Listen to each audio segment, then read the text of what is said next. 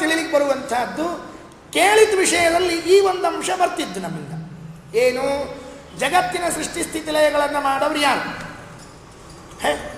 ಪರಮಾತ್ಮ. ಸರಿ, ಪ್ರಸಿದ್ಧಿ ಏನಿದೆ ಜಗತ್ತಿನಲ್ಲಿ? ಬ್ರಹ್ಮದೇವರು ಸೃಷ್ಟಿಯನ್ನು ಮಾಡ್ತಾರೆ, ರುದ್ರದೇವರು ಲಯವನ್ನು ಮಾಡ್ತಾರೆ, ವಿಷ್ಣು ಸ್ಥಿತಿಯನ್ನು ಮಾಡ್ತಾನೆ ಅಂತಿದೆ. ನೀವು ನೋಡಿದ್ರೆ ಪರಮಾತ್ಮನೇ ಮಾಡ್ತಾನೆ ಅಂತಂದ್ರಲ್ಲ. ಇಷ್ಟು ಸರಳದಲ್ರಿ. ಬ್ರಹ್ಮದೇವರೊಳಗೆ ನಿಂತ್ಕೊಂಡು ಸೃಷ್ಟಿ ಮಾಡ್ತಾನೆ, ರುದ್ರದೇವರೊಳಗೆ ನಿಂತ್ಕೊಂಡು ಲಯ ಮಾಡ್ತಾನೆ, ತಾನು ಪಾಲನೆ ಮಾಡ್ತಾನೆ. ಇದು ಎಲ್ಲ ಸರ್ತಿ ಪುರಾಣದಾಗ ಕೇಳಿದ್ರಿ. ಇದು ಹೌದಾ ಇಲ್ಲ? ನಮ್ಮ ಪುರಾಣದಾಗ ಇಷ್ಟು ಕೇಳಿವಿಲ್ಲ ರೀ. ಈ ಭಾಗವತ್ ಶುರುವಾಗಿದ್ದು 11ನೇ ಸ್ಕಂದ. 10 ಸ್ಕಂದಾಗಂತೂ ಒಂದು ಸರ್ತಿರ ಬಂದಿರ್ತದೆ ಇಲ್ಲಿ ವಿಷಯ. ಏನು ಬಂತ ನಮಗೆ ಗೊತ್ತಿರೋದು? ಜಗವನೆಲ್ಲವ ನಿರ್ಮಿಸುವನಾಲ್ ಮೊಗನೊಳಗೆ ತಾನಿದ್ದು ಸಲಹುವ ಗಗನಕೇಶನೊಳಿದ್ದು ಸಂಹರಿಸುವನು ಲೋಕಗಳ. ಇದನ್ನೇ ಕೇಳಿದ್ ನಾವು. ಗಗನ ಜಗವನೆಲ್ಲವ ನಿರ್ಮಿಸುವ ನಾಲ್ ಮೊಗನೊಳಗೆ ತಾನಿದ್ದು ಸಲಹುವ ಗಗನಕೇಶನೊಳಿದ್ದು ಸಂಹರಿಸುವನು ಲೋಕಗಳ. ಬ್ರಹ್ಮದೇವರಲ್ಲಿ ನಿಂತುಕೊಂಡು ಪರಮಾತ್ಮ ಜಗತ್ತಿನ ಸೃಷ್ಟಿಯನ್ನು ಮಾಡ್ತಾನೆ, ತಾನೇ ಇದ್ದು ಸ್ಥಿತಿಯನ್ನು ಮಾಡ್ತಾನೆ. ರುದ್ರದೇವರಲ್ಲಿ ನಿಂತು ಸಂಹಾರವನ್ನು ಮಾಡ್ತಾನೆ. ಸ್ವಗತ ಭೇದ ವಿವರ್ಜಿತನು ಸರ್ವಗ ಸದಾನಂದೈಕ ದೇಹನು ಬಗೆ ಬಗೆಯ ನಾಮದಲ್ಲಿ ಕರೆಸುತ್ತ ಭಕುತರನು ಪೊರಬ. ಎಲ್ಲ ಅವನೇ ಬಿಡ್ರಿ, ಕರೆಕ್ಟ್. ಶ್ರೀಮದಾಚಾರ್ಯ ಅಂತಾರೆ, ಒಂಚೂರು ಮೇಲೆ ಹೋಗೋಣ, ಅಪ್ಲಿಫ್ಟ್ ಮಾಡೋಣ ಸ್ವಲ್ಪ. ಎಷ್ಟು ದಿವಸ ಅಲ್ಲೇ ಕೂಡ್ತೀರಿ ನೀವೆಲ್ಲ? ಇನ್ನೂ ಇಲ್ಲೇನಾ? ಸ್ವಲ್ಪ ಮೇಲೆ ಬರೋದು ಬೇಡವೆ? ಏನು ಮೇಲೆ ಬರಬೇಕು ಸ್ವಾಮಿ? ಅಲ್ಲ, ಬ್ರಹ್ಮನಲ್ಲಿದ್ದ ಬ್ರಹ್ಮ, ವಿಷ್ಣು, ರುದ್ರನಲ್ಲಿದ್ದ ರುದ್ರ, ಇವರು ಮೂರು ಒಂದೇ. ಅಂದರೆ ಬ್ರಹ್ಮದೇವರಿದ್ದಾರೆ, ಅದರಲ್ಲಿ ಭಗವಂತನ ಒಂದು ರೂಪ ಇದೆ, ಬ್ರಹ್ಮ ಎನ್ನುವ ರೂಪ. ರುದ್ರದೇವರಿದ್ದಾರೆ, ಆ ರುದ್ರದೇವರಲ್ಲಿ ಒಂದು ರೂಪ ಇದೆ, ರುದ್ರ ಎನ್ನುವ ಭಗವದ್ ರೂಪ. ಸ್ವಂತಕ್ಕೆ ವಿಷ್ಣು ಎಂಬ ರೂಪ ಇದೆ. ಈ ರೂಪದಿಂದ ಭಗವಂತ ಸ್ಥಿತಿಯನ್ನು ಮಾಡ್ತಾನೆ. ಈ ರೂಪಗಳು ಎಲ್ಲಿಂದ ಬಂದವು? ಇದರ ಅಪ್ಪ ಅಮ್ಮ ಯಾರು? ಯಾವಾಗ ಬಂತಿದು? ಇಷ್ಟು ಬಾರಿ ಕೇಳಿರಲ್ರಿ ಭಾಗವತವನ್ನ. ಬ್ರಹ್ಮಣಿ ಬ್ರಹ್ಮರೂಪೋಸೌ ಶಿವರೂಪಿ ಶಿವೇ ಸ್ಥಿತ ಕೇಳಿದ್ದೇವೆ. ಎಲ್ಲಿದೆ? ಅದಕ್ಕೆ ಆಚಾರ್ಯರು ಉತ್ತರ ಕೊಡ್ತಾರೆ. ಮಹಾಭಾರತ ತಾತ್ಪರ್ಯದಲ್ಲಿ ಹೇಳುವಾಗ, ಪುನಶ್ಚ ಮಾಯಾ ತ್ರಿವಿಧಾ ಬಭೂವ.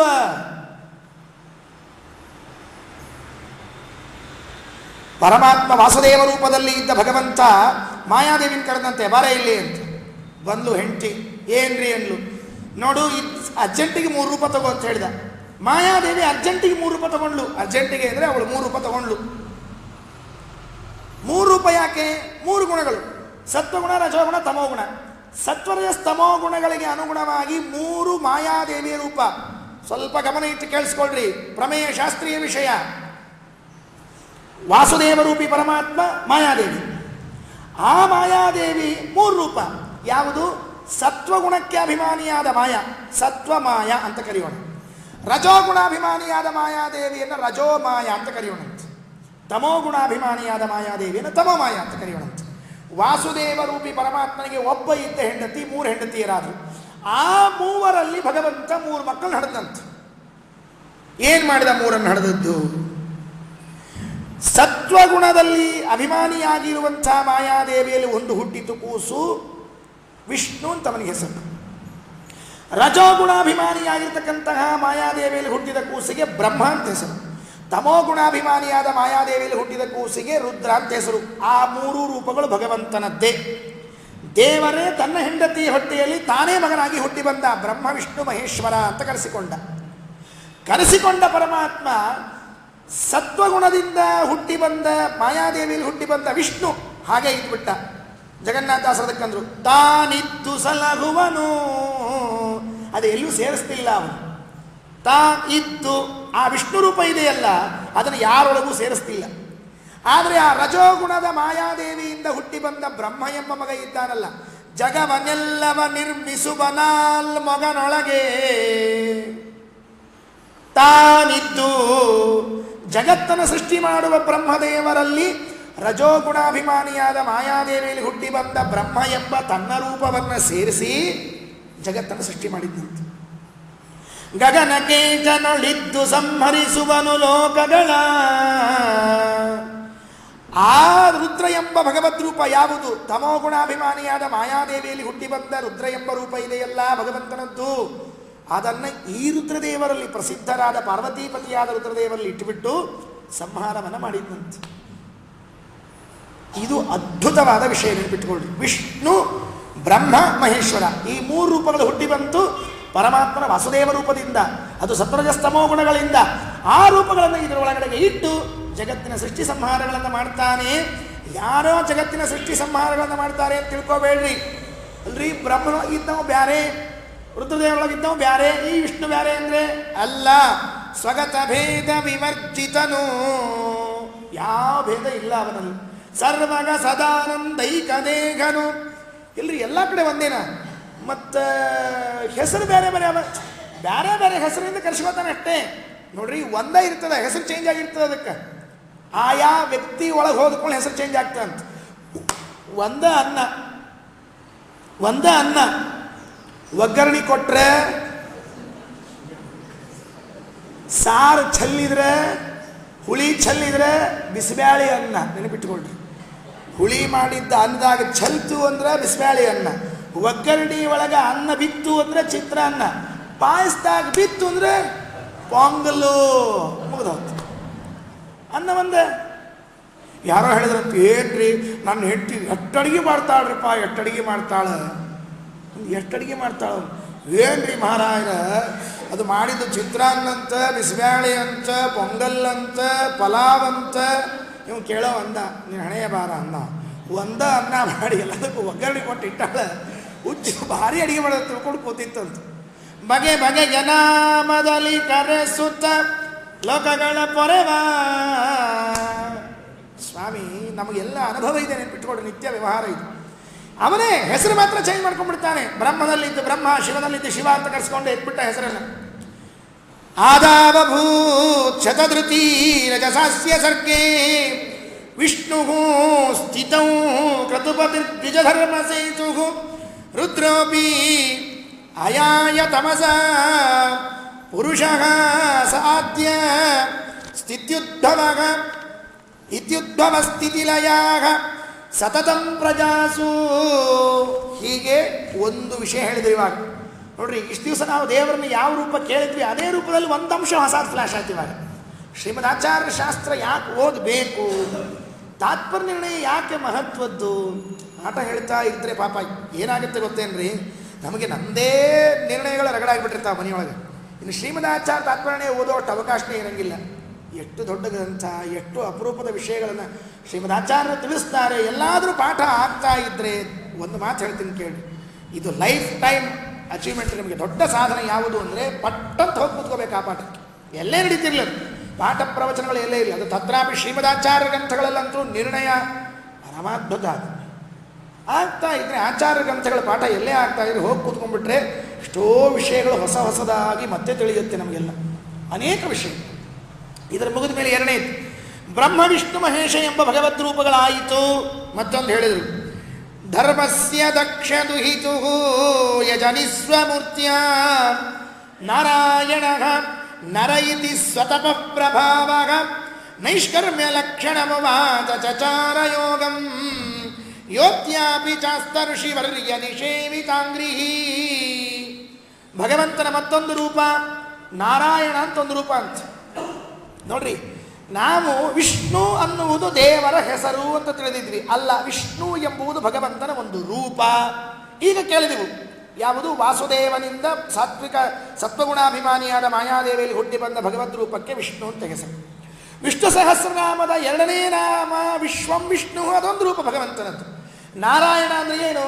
ಅದೇ ರೀ, ವಟಪತ್ರಶಾಹಿಯಾಗಿ ಮಲಗಿರ್ತಾನಲ್ಲ, ಅದು ಶೇಷಶಾಹಿಯಾಗಿ ಮಲಗಿರ್ತಾನಲ್ಲ ಅವ ನಾರಾಯಣ ಅಲ್ಲ. ನಾರಾಯಣ ಅಂತ ಭಗವಂತನಿಗೆ ಹೆಸರಿದೆ, ಆದರೆ ಅದೊಂದು ಅವತಾರ ಇದೆ ನಾರಾಯಣ ಎಂಬುದು. ಯಾವುದು ಅವತಾರ? ದಕ್ಷಸ್ಯ ಧರ್ಮದುಹಿತು, ಧರ್ಮಸ್ಯ ದಕ್ಷ ದುಹಿತು. ಯಮದೇವರಲ್ಲಿ ಭಗವಂತ ಮಗನಾಗಿ ಹುಟ್ಟಿ ಬಂದಿದ್ದಾನಂತೆ.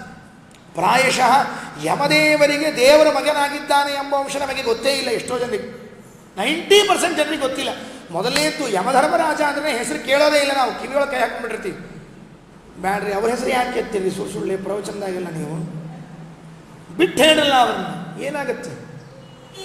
ಅವರಿಲ್ಲ ಅಂದರೆ ನಮ್ಮಿಂದ ಈಗ ಪ್ರವಚನ ಶ್ರವಣವೇ ಆಗೋದಿಲ್ಲ. ನೆನ್ಪಿಟ್ಕೊಳ್ರಿ, ಯಮದೇವರು ಧರ್ಮ ಕಾರ್ಯ ಮಾಡಿಸೋರು ನಮ್ಮಿಂದ. ಧರ್ಮ ಅಂತ ಹೆಸರು ಅವರಿಗೆ. ಯಮದೇವರು ಇದ್ದದ್ದಕ್ಕೆ ಧರ್ಮ ಕಾರ್ಯ ಆಗ್ತಾ ಇದೆ ನಮ್ಮಲ್ಲಿ. ಯಮದೇವರು 2 ರೂಪ ಇದೆ. ಯಮ ಧರ್ಮ ಅಂತ 2 ರೂಪ. ಯಮಧರ್ಮ ಅಂತ ಕೂಡಿಸಿ ಹೇಳೋ ಪ್ರಸಂಗ ಇದೆ ನಮ್ಮಲ್ಲಿ, ಹೇಳ್ತಿರ್ತೀವಿ ಅಟ್ಟೆ. ಯಮದೇವರಿಗೆ 2 ರೂಪ, ಒಂದು ಯಮ ಒಂದು ಧರ್ಮ. ಯಮರೂಪದಿಂದ ನರಕವನ್ನು ಆಳಿದ್ರೆ ಧರ್ಮರೂಪದಿಂದ ಸಂಯಮಿನಿಪುರವನ್ನು ಆಳ್ತಾರೆ ತಮ್ಮ ಊರಿನಲ್ಲಿ. ಆ ಧರ್ಮರೂಪದ ಯಮದೇವರಿಗೆ 8 ಮಂದಿ, 13 ಜನ ಹೆಣ್ಣಂದ್ರೆ ನೆನಪಿಟ್ಕೊಳ್ರಿ. 13 ಜನ. ಶ್ಯಾಮಲಾದೇವಿ ಒಬ್ಬಳು, ಅದು ಬಿಟ್ಬಿಟ್ಟು ಬೇರೆ ಹೇಳ್ತಾ ಇದ್ದಾರೆ. ಅಲ್ಲಿ ಮೂರ್ತಿ ಎಂಬ ಹೆಣ್ಣು ಮಗಳಲ್ಲಿ ಯಮದೇವರಿಗೆ ಭಗವಂತ 3 ರೂಪದಿಂದ ಮಗನಾಗಿ ಬಂದ, ಶೇಷದೇವರು 1 ರೂಪದಿಂದ ಮಗನಾಗಿ ಬಂದರು. ತುಂಬ ಮಹತ್ವದ ವಿಷಯ. ಜಗನ್ನಾಥದಾಸರು ಕಕ್ಷಾತಾರತಮ್ಯ ಸಂಧಿಯಲ್ಲಿ ಹೇಳುವಾಗ, ನರದ ನಾರಾಯಣನ ಹರಿಕೃಷ್ಣರ ಪಡೆದೆ ಪುರುಷಾರ್ಥ ತೆರದಲ್ಲಿ ತರಣಿ ಶಶಿ ಶತ ರೂಪಗೆ ಸಮನೆನಿಸಿ ಪಾಪಿಗಳ ನಿರಯದೊಳು ನೆಲೆಗೊಳಿಸಿ ಸಜ್ಜನ ನೆರವಿಯನ್ನು ಪಾಲಿಸುವ ಔದುಂಬರ ಸಲಹು ಸಲಹೆಮ್ಮ ಬಿಡದಲೆ ಪರಮ ಕರುಣದಲ್ಲಿ. ಬಹಳ ಚೆಂದಾಗಿ ಹೇಳ್ತಾರೆ. ನರ, ನಾರಾಯಣ, ಹರಿ, ಕೃಷ್ಣ ಅಂತ 4 ರೂಪ ಅಂತ. 4 ಭಗವದ್ ರೂಪ ಅಲ್ಲ, 3 ಭಗವದ್ ರೂಪ, 1 ಶೇಷದೇವರ ರೂಪ. ಹೀಗೆ ಅರ್ಥ ಮಾಡಿಕೊಳ್ಳೋಣ ಈ ವಿಷಯವನ್ನು. ಏನು ಅಂದರೆ, ಯಮದೇವರ 1 ರೂಪ ಧರ್ಮ ಅಂತ ಇಟ್ಕೊಳ್ಳೋಣ, ತಲೆಯಲ್ಲಿ ಬರಲಿ ನಮ್ಮ ವಿಷಯ. ಆ ಧರ್ಮರೂಪದ ಯಮದೇವರಿಗೆ 13 ಜನ ಹೆಣ್ಣಂತೆ. ಅದರಲ್ಲಿ ಮೂರ್ತಿ ಎಂಬ ಹೆಣ್ಮಗಳು. ಇವರು ಯಾರು 13 ಜನ? ದಕ್ಷ ಪ್ರಜಾಪತಿಯ ಮಕ್ಕಳು, ನೆನಪಿಟ್ಟುಕೊಳ್ರಿ. ಸತೀದೇವಿ ಯಾರ ಮಗಳಲ್ಲ, ಅವರೇ ಅಕ್ಕ ತಂಗಿದ್ರು ಇವರೆಲ್ಲ. ಸತೀದೇವಿ ಅಕ್ಕ ತಂಗಿದ್ರು, ದಕ್ಷ ಪ್ರಜಾಪತಿಯ ಮಕ್ಕಳು. ಅದರಲ್ಲಿ ಮೂರ್ತಿ ಒಬ್ಬಳು. ಆ ಮೂರ್ತಿ ದೇವಿಯಲ್ಲಿ 4 ಜನ ಹುಟ್ಟಿದ್ರು ಮಕ್ಕಳು. ನರಮೂರ್ತಿ, ನಾರಾಯಣಮೂರ್ತಿ, ಹರಿಮೂರ್ತಿ, ಕೃಷ್ಣಮೂರ್ತಿ ಅಂತ. ಅದಕ್ಕೆ ಕೆಲವರ ಹೆಸರು ನಾರಾಯಣಮೂರ್ತಿ, ಕೃಷ್ಣಮೂರ್ತಿ ಅಂತ ಇರ್ತದಲ್ಲ, ಅದು ಕೃಷ್ಣ ಪ್ಲಸ್ ಮೂರ್ತಿ ಸೇರಿಸಿದ್ದಲ್ಲ. ಯಮದೇವರ ಮಗನಾದ ಕೃಷ್ಣಮೂರ್ತಿ ಹೆಸರನ್ನು ಇವರು ಕೃಷ್ಣಮೂರ್ತಿ ಅಂತ ಇಟ್ಟಿರ್ತಾರೆ. ಇವು ಇಟ್ಟವ್ರಿಗೂ ಗೊತ್ತಿಲ್ಲ, ಇಟ್ಕೊಂಡವ್ರಿಗೂ ಗೊತ್ತಿಲ್ಲರಿ. ಅಕಸ್ಮಾತ್ ಯಾರಿಗಾದರೂ ಯಮದೇವರ ಮಕ್ಕಳು ಕೃಷ್ಣಮೂರ್ತಿ ಅಂತ ಭಗವದ್ ರೂಪದ ನಮಗೆ ಆ ಹೆಸರಿಟ್ರ ಅಂತ ಕೇಳಿಬಿಟ್ರೆ ಇವ್ರಿಗೆ ಹಾರ್ಟ್ ಆಗ್ಬಿಡ್ತದೆ. ಅವರು ಯಮದೇವರ ಕಡೆಗೆ ಹೋಗ್ಬಿಡ್ತಾರೆ ಗ್ಯಾರಂಟಿ. ನರಮೂರ್ತಿ, ನಾರಾಯಣಮೂರ್ತಿ, ಕೃಷ್ಣಮೂರ್ತಿ, ಹರಿಮೂರ್ತಿ. ಅದರಲ್ಲಿ ನರ ಇದೆಯಲ್ಲ, ನರಮೂರ್ತಿ ಇದೆಯಲ್ಲ, ಅದು ಶೇಷದೇವರ ರೂಪ. ಅದರಲ್ಲಿ ಭಗವಂತನ ವಿಶೇಷಾವೇಶ. ಅದನ್ನು ಬಾಜುಕಿಟ್ಕೊಳ್ಳೋಣ, ನಮ್ಗೆ ಬೇಕಾಗಿಲ್ಲ ಈ ಸದ್ಯಕ್ಕೆ. ಅದು ಶೇಷದೇವರ ವಿಷಯ ಅಲ್ಲ, ಭಗವಂತನ ವಿಷಯ ಬೇಕಾಗಿದೆ. ಅದರಲ್ಲಿ ನಾರಾಯಣ, ಹರಿಕೃಷ್ಣ ಅಂತಿದ್ದಾರಲ್ಲ, ಇವು 3 ಭಗವದ್ ರೂಪಗಳೇ. ನಾರಾಯಣ ರೂಪದಿಂದ ಒಂದು ಕೆಲಸ ಮಾಡಿದರೆ ಹರಿಕೃಷ್ಣ ರೂಪದಿಂದ ಮತ್ತೊಂದು ಕೆಲಸ ಮಾಡ್ತಾನೆ. ನಾರಾಯಣ ಮೂರ್ತಿಯಾಗಿ ಭಗವಂತ ಯೋಗವನ್ನು ಪ್ರಚಾರ ಮಾಡಿದಂತೆ, ಜಗತ್ತಿನಲ್ಲಿ ಯೋಗವನ್ನು ಪ್ರಚಾರ ಮಾಡಿದಂತೆ ಸ್ಪಷ್ಟವಾಗಿ ಹೇಳುತ್ತಾರೆ. ನೈಷ್ಕರ್ಮ್ಯ ಲಕ್ಷಣ ಮೋವಾಚ ಚಚಾರ ಯೋಗಂ. ಈ ನಾರಾಯಣ ದೇವರದ್ದು ಒಂದು ಕಥೆ ಇದೆ, ಬಹಳ ಇಂಟ್ರೆಸ್ಟಿಂಗ್ ಆದ ಕಥೆ ಇದೆ. 1-2 ಅಂಶ ಶಾಸ್ತ್ರೀಯವಾದ ವಿಷಯವನ್ನು ಹೇಳಿ ಆಮೇಲೆ ಹೋಗ್ತೀನಿ. ಇವಾಗೇನು ಬದರಿ ಇದೆ ನೋಡ್ರಿ, ಅದರಲ್ಲಿರುವಂಥ ನಾರಾಯಣಮೂರ್ತಿ ಇವನೇ ನಾರಾಯಣಮೂರ್ತಿ, ಬೇರೆ ಇನ್ಯಾರಲ್ಲ, ನಾರಾಯಣಮೂರ್ತಿ ಅವನೇ. ಶ್ರೀಮದಾಚಾರ್ಯರು ಮಧ್ವ ವಿಜಯದ 7ನೇ ಸರ್ಗದಲ್ಲಿ ಹೇಳುವಾಗ, ವೇದವ್ಯಾಸ ದೇವರ ದರ್ಶನಕ್ಕೆ ದೊಡ್ಡ ಬದರಿಗೆ ಹೋದರು. ಹಿರೇ ಬದರಿ, ನಮಗೆ ಕಾಣಿಸ್ತೇ ಇರೋ ಬದರಿಗೆ ಹೋದರು, ದರ್ಶನ ಮಾಡಿಕೊಂಡ್ರು. ಅಲ್ಲಿಂದ ಅಪಿನಾದಿರಾಯಣ ಸಹಾಯ ಸಂಪದೋ, ನಾರಾಯಣ ದೇವರ ಆಶ್ರಮಕ್ಕೆ ಹೋದರಂತೆ ಶ್ರೀಮದಾಚಾರ್ಯ. ಪ್ರಾಯ ಮಧ್ವ ವಿಜಯ ಹೇಳುವಾಗಿ ಇದು ಕ್ಲಾರಿಟಿ ಗೊತ್ತಾಗೋದಿಲ್ಲ. ವ್ಯಾಸಾಶ್ರಮಕ್ಕೆ ಹೋಗಿದ್ರು ಶ್ರೀಮದಾಚಾರ್ಯ, ಒಂದು ಕಥೆ ಕೇಳಿದ್ದೇವೆ. ವ್ಯಾಸಾಶ್ರಮದಿಂದ ವೇದವ್ಯಾಸ ದೇವರ ಜೊತೆಗೆ ಸೇರಿಕೊಂಡು ನಾರಾಯಣಾಶ್ರಮಕ್ಕೆ ಹೋದರು. ಬ್ರಹ್ಮಸೂತ್ರ ಭಾಷ್ಯ ಬರೀ ಅಂತ ಅಪ್ಪಣೆ ಕೊಟ್ಟವ್ರು ವ್ಯಾಸರಲ್ಲ, ನಾರಾಯಣ ದೇವರು. ನೆನಪಿಟ್ಕೊಡ್ರಿ, ಸ್ವಲ್ಪ ಅದು ಕನ್ಫ್ಯೂಸಿಂಗ್ ಇದೆ ವಿಷಯ, ಗೊತ್ತಾಗೋದಿಲ್ಲ, ತಕ್ಷಣ ಗೊತ್ತಾಗೋದಿಲ್ಲ. ವ್ಯಾಸರು ಹೇಳಿದ್ದು ಮಹಾಭಾರತ ತಾತ್ಪರ್ಯನೇ ಬರಿ ಅಂತ ಹೇಳಿದ್ದಾರೆ, ಬ್ರಹ್ಮಸೂತ್ರ ಭಾಷ್ಯ ಬರಿ ಅಂತ ಹೇಳಿದವರು ನಾರಾಯಣ ದೇವರು. ಯಾವ ನಾರಾಯಣ? ಇದೇ ನಾರಾಯಣ, ಯಮದೇವರ ಮಗನಾಗಿ ಹುಟ್ಟಿದ ನಾರಾಯಣ ಮೂರ್ತಿ ಇದ್ದಾರಲ್ಲ ನಾರಾಯಣ. ಈ ನಾರಾಯಣ ದೇವರು ಇನ್ನೊಂದು ಮಾಡಿದ್ದಾರೆ, ಏನು ಗೊತ್ತಾ? 50 ಕೋಟಿ ವಿಸ್ತಾರ ನಾರಾಯಣ ತನೌಕೃತ ಉದ್ಧೃತ್ಯ 5 ಕೃತಮಾನ್ ಬಾದರಾಯಣ ಬ್ರಹ್ಮತರ್ಕಂಚ. ಬ್ರಹ್ಮತರ್ಕ ಅಂತ ಒಂದು ಗ್ರಂಥ, ಬ್ರಹ್ಮತರ್ಕವೆಂಬ ಗ್ರಂಥವನ್ನು ನಾರಾಯಣ ಮೂರ್ತಿ, ಈ ನಾರಾಯಣ ಮೂರ್ತಿ ಟೀಕಾಕೃತ್ವಾದರೂ ಸುಧೆಯಲ್ಲಿ ಹೇಳುವಾಗ ನಾರಾಯಣ ತನವು ಕೃತಾತ್, ನಾರಾಯಣ ಅವತಾರೇ ಕೃತಾತ್ ಅಂತ ಬರೆದಿದ್ದಾರೆ. ನಾರಾಯಣ ಅವತಾರ ಅಂದರೆ ನರನಾರಾಯಣ ಅವತಾರ ಅಂತ ಅರ್ಥ. ಆ ನಾರಾಯಣ ಅವತಾರದಲ್ಲಿ 50 ಕೋಟಿ ಶ್ಲೋಕ ಇರುವಂತಹ ಬ್ರಹ್ಮತರ್ಕವನ್ನು ಬರೆದಿದ್ದಾರಂತೆ. ಸ್ವಾಮಿ ನಮ್ಮ ತಲೆಗೆ ಹೋಗೋದಿಲ್ಲ 50 ಕೋಟಿ, ಉದ್ಧತ್ಯ ಪಂಚಸಹಸ್ರಂ ಕೃತವಾನ್ ಬಾದರಾಯಣ. ಮತ್ತೆ ವ್ಯಾಸರು ಅದನ್ನು ಎಡಿಟ್ ಮಾಡಿ ಅದನ್ನು ಸಂಕ್ಷೇಪಗೊಳಿಸಿ 5000 ಶ್ಲೋಕದ ಬ್ರಹ್ಮತರ್ಕವನ್ನು ಕೊಟ್ಟರಂತೆ. ಇದು ನಾರಾಯಣ ಅವತಾರದ ಇನ್ನೊಂದು ಮಹತ್ವ. ಯಮದೇವರ ಮಗ ಅಂತ ಗೊತ್ತಾಗೋದು ಒಂದು ಪಾಯಿಂಟ್, ಆದರೆ ಬ್ರಹ್ಮತರ್ಕವನ್ನು ಬರೆದಿದ್ದಾರೆ ಎಂಬುದು ಎರಡನೇದು. ಮೂರನೇದು ಏನು ಅಂದರೆ ಊರ್ವಶಿ ಫಾದರ್, ನೆನಪಿಟ್ಟುಕೊಳ್ರಿ. ಇನ್ನೊಂದು ಊರ್ವಶಿ ತಂದೆ, ಬೇರೆ ಯಾರೂ ಅಲ್ಲ. ಏನು ಊರ್ವಶಿ ತಂದೆ? ಯಾವಾಗ ನಾರಾಯಣ ರೂಪದಿಂದ ಭಗವಂತ ಬದರಿಯಲ್ಲಿ ತಪಸ್ಸು ಮಾಡ್ತಾ ಕೂತ್ಕೊಂಡ, ಇಂದ್ರದೇವರು ವಿಚಾರ ಮಾಡಿದ್ರಂತೆ, ಅಲ್ಲ ಈ ನೋಡಿ ಇಂದ್ರದೇವರಿಗೆ ಆಗಾಗ ಭಗವಂತನ ಬಗ್ಗೆ ಈ ಅಪರೋಕ್ಷ ಜ್ಞಾನ ತಿರೋಧಾನ ಆಗತ್ತಂತೆ. ಬಹಳ ಇದು ಎಲ್ಲ ಶಾಸ್ತ್ರೀಯ ಪ್ರಮೇಯಗಳು. ಇದನ್ನು ವಿಸ್ತಾರ ಮಾಡಲಿಕ್ಕೆ ಹೊರಟು ಬಿಟ್ಟರೆ ದಡ ಸೇರೋದಿಲ್ಲ ಅನ್ನೋದಕ್ಕಾಗಿ ಕೈ ಹಿಡ್ಕೊಂಡು ನಾನೇ ಮುಂದೆ ಹೋಗ್ತಾ ಇದ್ದೀನಿ ಇವಾಗ ಅನಿವಾರ್ಯವಾಗಿ. ಅಪರೋಕ್ಷ ಜ್ಞಾನ ಆಗತ್ತಲ್ಲ, ಅದು ಆಗಾಗ ಮರ್ತೋಗ್ಬಿಡುತ್ತಂತೆ. ಅಪರೋಕ್ಷ ಜ್ಞಾನ ಆದದ್ದು ಮರ್ತೋಗ್ಬಿಡುತ್ತಂತೆ. ಅಂತಾಡೆ ಇದ್ದರ್ರಿ, ದೇವರು ವಿಚಿತ್ರ ಇದ್ದಾನೆ, ಲೀಲೆ ಅವ್ರು ಗೊತ್ತಾಗೋದಿಲ್ಲ. ಇಂದ್ರಾವತಾರಿಯಾಗಿದ್ದ ಇಂದ್ರದೇವರು ಕೆಳಗಡೆಗೆ ಪರಮಾತ್ಮ ಕೃಷ್ಣನಾಗಿ ಬಂದಿದ್ದಾನೆ ಅಂತ ಅನ್ನೋದನ್ನು ಮರ್ತು 1 ವಾರ ಮಳಿ ಹೊಡೆದ್ರಂತೆ. ದಪ ದಪ ದಪ ಮಳಿ ಹೊಡೆದು ಹಾಕಿದ್ರು. 1 ವಾರ ಮರ್ಚೆ ಹೋಗಿತ್ತು ಇಂದ್ರದೇವರಿಗೆ. ದೇವರು ಅವತಾರ ಅಂತ ಆಚಾರ್ಯ ಬರೆದಿದ್ದಾರೆ. ವಿಸ್ಮೃತ ರಥಾಂಗ ಧರಾವತಾರೇ. ವಿಸ್ಮೃತ ಸ್ಪಷ್ಟ ಶಬ್ದ ಅಂದರೆ ಮರ್ತು ಬಿಟ್ಟಿತ್ತು. ಅಲ್ರಿ ಮರ್ತಿದ್ಯಾಕೆ? ಅಪರೋಕ್ಷ ಜ್ಞಾನ ತಿರೋಧಾನ ಆಗುತ್ತೆ. ಎಷ್ಟು ಬಹಳ ಕಾಸ್ಟ್ಲಿ ಅಪರೋಕ್ಷ ಜ್ಞಾನ ಅಂದರೆ, ಬಹಳ ತುಟ್ಟಿ. ಜನ್ಮಗಳ ಸಾಧನೆಯನ್ನು ಮಾಡಿಕೊಂಡು ಸಂಪಾದನೆ ಮಾಡಿದ ಅಪರೋಕ್ಷ ಜ್ಞಾನವೂ ಕೆಲವೊಮ್ಮೆ ಕೈ ಕೊಡ್ತದಂತೆ. ಇನ್ನು ಅದು ಇಲ್ಲದೇ ಇದ್ರೆ ಗತಿ ಏನಾಗ್ಬಿಡ ವಿಚಾರ ಮಾಡಿಕೊಳ್ರಿ. ಅದಕ್ಕೆ ಕೃಷ್ಣ ಗೀತೆಯಲ್ಲಿ ಹೇಳುವಾಗ ಒಂದು ಮಾತಂತ, ಮಾತ್ರ ಸ್ಪರ್ಶಾಶ್ಚ ಕೌಂತೆಯ ಶೀತೋಷ್ಣ ಸುಖ ದುಃಖದಾಹ ಆಗಮಾಪಾಯಿನೋ ನಿತ್ಯಾಹ ತಾಂತಿ ದೀಕ್ಷಸ್ವ ಭಾರತ ಅಂತನ್ನುವ ಶ್ಲೋಕಕ್ಕೆ ಈ ಸುಖ ದುಃಖಗಳೆಲ್ಲ ಇರ್ತದಲ್ಲಪ್ಪ, ಇದು ಬಂದು ಹೋಗೋದು ಅಂತ ಹೀಗೆ ಅರ್ಥ ಬರೆದಿದ್ದಾರೆ ಸಾಮಾನ್ಯವಾಗಿ. ಹಾಗರ್ಥ ಅಲ್ಲ. ಅಪರೋಕ್ಷ ಜ್ಞಾನಿಯಾದ ಅರ್ಜುನನಿಗೆ ಯುದ್ಧ ಮಾಡಿದ್ರೆ ನಮ್ಮವ್ರು ಸಾಯ್ತಾರೆ ಅಂತ ಯಾಕೆ ಬುದ್ಧಿ ಬಂತು ಅಂದರೆ, ಆ ಅಪರೋಕ್ಷ ಜ್ಞಾನ ಆಗಮಾಪಾಯಿನೋ ನಿತ್ಯಾಹ ತಾಂತಿ ದೀಕ್ಷಸ್ವ ಭಾರತ. ಮಹಾರಾಯ ನಿನಗಿದ್ದ ಅಪರೋಕ್ಷ ಜ್ಞಾನ ಹೋಗ್ಯದ, ನಾಳೆ ಏನು ಮಾಡಲಿ, ಮತ್ತೆ ಅಪರೋಕ್ಷ ಜ್ಞಾನ ತರಿಸ್ಬೇಕು ಇವಾಗ, ಅದು ತಿರೋಧಾನ ಆಗ್ಯದ ಅಂತ ಪರಮಾತ್ಮ ಉತ್ತರ ಕೊಟ್ಟ. ಅಂದ್ರೆ ಏನಾಯಿತು, ದೇವತೆಗಳಿಗೆ ಮುಂದೆ ಬರುತ್ತೆ, ಇವತ್ತಿದೆ ಆ ಚಾಪ್ಟರ್ ಬರುತ್ತೆ, ಆವಾಗ ಹೇಳ್ತೀನಿ. ತುಂಬ ವಿಷಯಗಳಿದೆ ಅದರಲ್ಲಿ ಹೇಳುವಾಗ. ಇಂದ್ರದೇವರು ಮರ್ತು ಬಿಟ್ರಂತೆ ನಾರಾಯಣ ಅವತಾರ ಪರಮಾತ್ಮನದ್ದು ಅಂತ. ತಪಸ್ಸಿಗೆ ಕೂತದ್ದು ನೋಡಿ ಏನು ತಿಳ್ಕೊಂಡ್ರು, ಪ್ರಾಯಶಃ ಈ ಋಷಿ ನಾರಾಯಣ ಎಂಬ ಋಷಿ ಸ್ವರ್ಗದ ಮೇಲೆ ಕಣ್ಣಿಟ್ಟು ತಪಸ್ಸು ಮಾಡ್ತಾ ಇದ್ದಾನೆ. ಈ ಊರಲ್ಲಿ ಕ್ಯಾಂಪಸ್ ಮಾಡ್ಲಿಕ್ಕೆ ಶುರು ಮಾಡಿದ್ರು ಅಂದರೆ ಆ ಊರಿನ ರಾಜಕಾರಣಿ ಸ್ವಲ್ಪ ಟೆನ್ಷನ್ ಶುರುವಾಗುತ್ತಂತೆ. ಎಲ್ಲೋ ನೆಕ್ಸ್ಟ್ ಪೀರಿಯಡಲ್ಲಿ ಇವ್ನು ನಿಂತ್ಕೊಳ್ಬೇಕು ಅಂತ ಹೀಗೆ ಕ್ಯಾಂಪಸ್ ಮಾಡ್ಲಿಕ್ಕೆ ತಾನೇನೋ ಅಂತ ತಿಳ್ಕೊಂಡ್ಬಿಟ್ಟಿರ್ತಾನಂತ. ಹಾಗಾಗಿತ್ತು. ಇಂದ್ರೋಪಿ ನಾಟ್ಯ ಸುಖಮೀಶ ಜಿಜಿಜ್ಞತೀತಿ ಕಾಮನ್ಯಯುಕ್ತ ಸಗಣಂ ಸಬದರ್ಯುಪಾಖ್ಯಂ ಗತ್ವಾಪ್ಸರೋ ಗಣವಸಂತ ಸುಮಂದಮಾತೈಃ ಸ್ತ್ರೀ ಪ್ರೇಕ್ಷಣೀಷುಭಿಃ ಅವಿದ್ಯತ ಅತನ್ಮಹಿಜ್ಞಃ. ಇಂದ್ರದೇವರು ತಪಸ್ಸನ್ನು ಕೆಡಿಸೋಣ ಅಂತ ತಿಳ್ಕೊಂಡು ಹೇಳಿ ಅಪ್ಸರಾಸ್ತ್ರೀಯರನ್ನು ರಂಭೆ, ಮೇನಕೆ, ಘೃತಾಚಿ, ತಿಲೋತ್ತಮ ಏನೇನೇನೇನಿದ್ರು ಎಲ್ಲರನ್ನ ಕಾಮನನ್ನು ಎಲ್ಲರನ್ನು ಕೊಟ್ಟು ಕಳಿಸಿದ್ರು. ಹೋಗಿ ಕಾಮ ನಾರಾಯಣ ಮನೆ ಮುಂದೆ ನಿಂತ್ಕೊಂಡು ಬಾಣ ತೆಗೆದ. ಅರವಿಂದಮಶೋಕಂಚ ಚೂತಂಚ ನವ ಮಲ್ಲಿಕಾ ನೀಲೋದ್ವಲಂಚ ಪಂಚೈತೆ ಪಂಚಬಾಣಸ್ಯ ಸಾಯಕಾಗ. 5 ಬಾಣ ಅಂತ ಕಾಮನ ಬಾಣಗಳು ಹಾಡ್ತಾ ಹೊಡೆದ ನಾರಾಯಣನಿಗೆ. ಮುಟ್ಟುತ್ತೇನೋ ನಾರಾಯಣ ಕಣ್ ತೆಗೆದುಬಿಟ್ಟು ಈ ಹೆಣ್ಮಕ್ಳಲ್ಲಿ ನೋಡಿಬಿಟ್ಟು, ಅಯ್ಯೋ ಸುಳ್ಳೆ ತಪಸ್ಸಿ ಕೂತಿನಲ್ಲ, ಎಷ್ಟು ಬ್ಯೂಟಿಫುಲ್ ಆದ ಹೆಣ್ಮಕ್ಳಿದ್ದಾರೆ ಅಂತ ಹೇಳಿ ಪಾಪ ಕಣ್ಣು ಅಳಿಸಿಬಿಟ್ಟು ನೋಡ್ಬಿಡ್ತಾನೇನೋ ಅಂತ ಇವನು ಹುಚ್ಚು ಲೆಕ್ಕಾಚಾರ. 1 ಬಾಣ ಬಿಟ್ಟ, 2 ಬಾಣ ಬಿಟ್ಟ, 3 ಬಾಣ ಬಿಟ್ಟ. ಇವರು ಎಲ್ಲ ಪಾಪ ಶುರು ಮಾಡಿದ್ರು. ತಯ್ಯ ತಕ್ಕ ಚಾ ದಿಮ್ಮಿ ತಕ್ಕ ದಿಮ್ಮಿ ಕುಣಿದು ಮೇಲೆ ತೆಳಗ ಕೈಕಾಲು ಸೋತೋದ್ರಿ ಅಷ್ಟರು. ಈ ಬಂದ ಅಪ್ಸರಾಸ್ತ್ರೀದೆಲ್ಲ ಮುಗಿದು ಹೋಯ್ತು. ಅದು ಮುಗಿಲೇ ಇಲ್ಲ, ನಾವು ಕಣ್ಣ ತೆಗಿಲಿಲ್ಲ. ಹಿಂಗಾಗ್ತಾರೆ ಕೆಲವೊಬ್ಬರು, ಎಲ್ಲ ಮುಗಿದ್ರು ಕೆಲಸ ಆಗಲಿಲ್ಲ ಅಂತ. ಒಂದು ಕಡೆ ಊಟಕ್ಕೆ ಹೋಗಿದ್ದೆ ನಾನು. ಈ ಊಟಕ್ಕೆ ಕೊಡೋಕೆ ಸಾಮಾನ್ಯವಾಗಿ ಇದು ಮಧ್ವ ವಿಜಯ ಹೇಳೋ ಸಂಪ್ರದಾಯ. ಕಾಂತಾಜ ಕಲ್ಯಾಣ ಗುಣೇ ಕದಾಮೇನು ಶುರು ಮಾಡಿದೆ. ನಮ್ಮ ಬಾಜು ಕೂತವ್ರೊಬ್ರು ಆಚಾರ ಇದ್ರು. ಆಚಾರ ಸುಮ್ಮ ಕೊಡ್ರಿ ಅಂದರು ಅವರು. ಯಾಕ್ರಿ ಅಂದೆ. ಮಧ್ವ ಹೇಳಬಾರ್ದ, ನಿಮ್ಮಲ್ಲಿ ಪದ್ಧತಿ ಇಲ್ವಾ? ಅಲ್ರಿ ಆಚಾರ ಅದಲ್ಲ. ಏನು ನೋಡ್ರಿ 16 ಸರ್ಗ ಬಿಟ್ಟು ಇನ್ನೊಂದು ಸರ್ಗ ನಾರಾಯಣ ಪಂಡಿತಾಚಾರ್ಯ ಬರೆದು ಕೊಟ್ಟರು. ಅವ್ರು ಬಡಿಸೋದು ಮುಗಿಯಂಗಿಲ್ಲ, ಸುಮ್ಮನೆ ಕೂಡ್ರಿ ಅಂದ್ಬಿಟ್ರು. ಅವ್ರು ಹಾಕಂಗೆ ಇಲ್ಲ, ಅವ್ರು ಬಡಿಸ್ಲಿಕ್ಕೆ ಬರಂಗೇ ಇಲ್ಲ. ನೀವು ಸುಮ್ಮನೆ 16 ಸರ್ಗ ಹೇಳಿ ವೇಟ್ ಮಾಡ್ಕೊಬೇಡಿ, ಸುಮ್ಮನೆ ಕೂಡ್ರಿ ಅಂದರು. ಹಾಗಿದ್ದು ನೀವು ಏನು ಮಾಡಿದ್ರು, ಕುಡಿದ್ರು ಕುಪ್ಪಳಿಸಿದ್ರು ಕಣ್ಣ ತೆಗಿಲಿಲ್ಲ.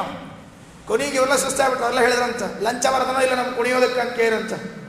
ಲಂಚ್ ಟೈಮು ಪಿರಿಯಡದ ಇಲ್ಲೋ, ಅದಪ್ಪ ಕಾಮದೇವ್ ಹೇಳ್ದ. ಎಲ್ಲರೂ ಕೂತ್ಕೊಂಡಿದ್ರು, ದೇವ್ರ ಕಣ್ ತೆಗೆದಂತೆ. ಮುಗಿತಿಲ್ರಿಪ್ಪ ನಿಮ್ಮದು ಅಂದ. ಹಾಂ ಅಂದ್ರಿ ಇವರು. ಇಷ್ಟೊತ್ತು ಕುಣಿದಿವಲ್ಲ ಅಂದ. ಹೇಗೆ ಮುಗಿತಿಲ್ಲೋ ಅಂತ ಕೇಳಿದೆ ಅಂದ. ಏನು ಅಲ್ಲೋ ಕರ್ಕೊಂಬರೋದು ಕರ್ಕೊಂಬಂದು, ಎಂಥ ಕೆಟ್ಟ ಮೊಸಳಿ ಕರ್ಕೊಂಬಂದು ಏನು ಬಿಡಬೇಕೆ ದೇವರು.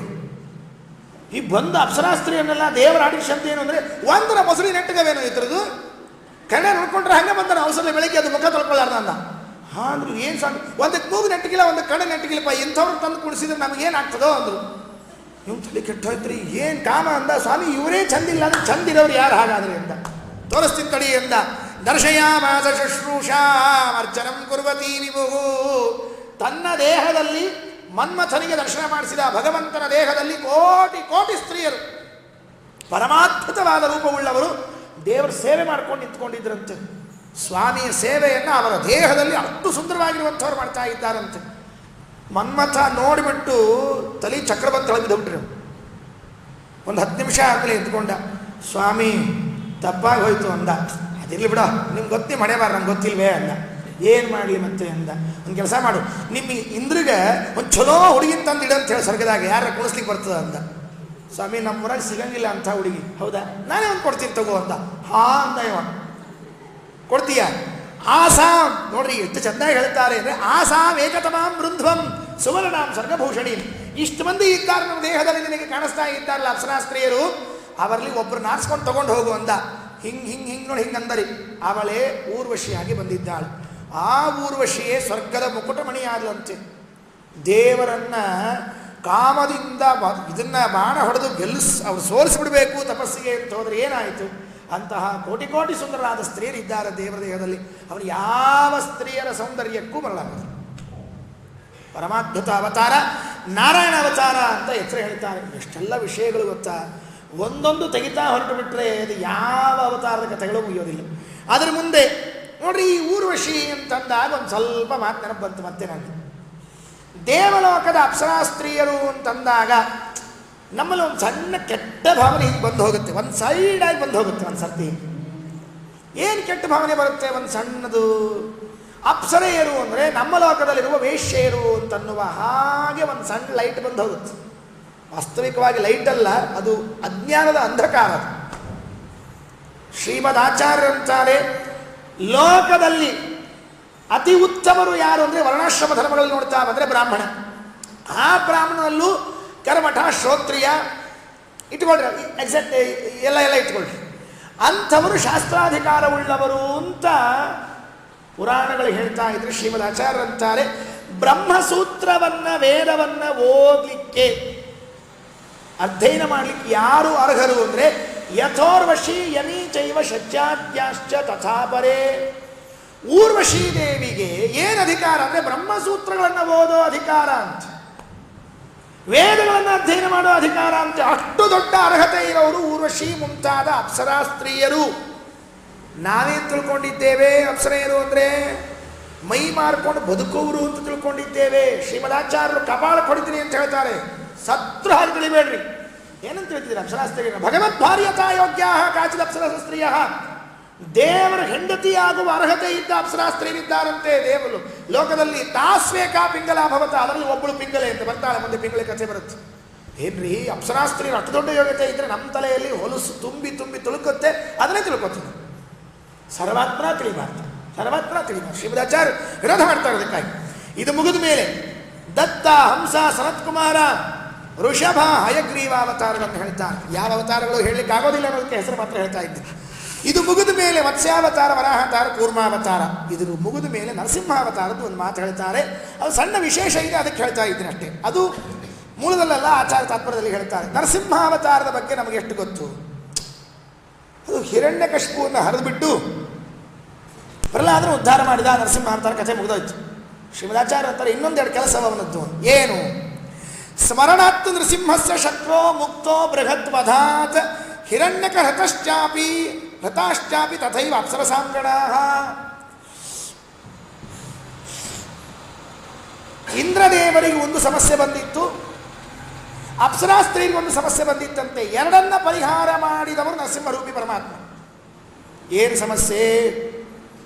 ಇಂದ್ರದೇವರು ವೃತ್ರಾಸುರನನ್ನು ಸಂಹಾರ ಮಾಡಿಬಿಟ್ಟು, ಆ ಮೊದಲು ವಿಶ್ವರೂಪಾಚಾರ್ಯರನ್ನು ಸಂಹಾರ ಮಾಡಿದಾಗ ಬ್ರಹ್ಮಹತ್ಯೆಯನ್ನು ಡಿವೈಡ್ ಮಾಡಿ 4 ಭಾಗಗಳನ್ನು ಭೂಮಿ, ಅಂಬು, ಧ್ರುವ, ಯೋಷಿತ ಹಂಚಿಕೊಟ್ರು.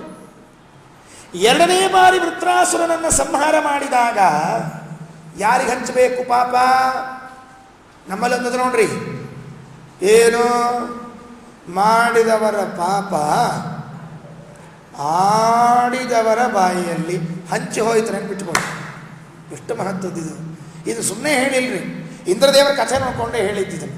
ಇಂದ್ರದೇವರು ತಾವು ವಿಶ್ವರೂಪಾಚಾರ್ಯ ಎಂಬ ಬ್ರಾಹ್ಮಣನನ್ನು ಕೊಂದು ಭಾಗ ಮಾಡಿ ತಗೊಳ್ರಿ ತಗೊಳ್ರಿ ತಗೊಳ್ರಿ ಅಂತ ಕೊಟ್ಬಿಟ್ರು. ಇವರು ತಗೊಳ್ಳೋರು ಆಸೆಗೆ ಬಿದ್ದು ತಗೊಂಡ್ಬಿಟ್ರು. ಅದಕ್ಕೆ ಪಾಪ ಹೇಗಿರುತ್ತೆ? ವಾದರಾಜ ಸ್ವಾಮಿಗಳು ಮಾತು ಹೇಳ್ತಾರೆ, ಪಾಪದ ಪ್ರಸಂಗ ಬಂದಿದೆ ಅಂತ ಹೇಳ್ತೀನಿ.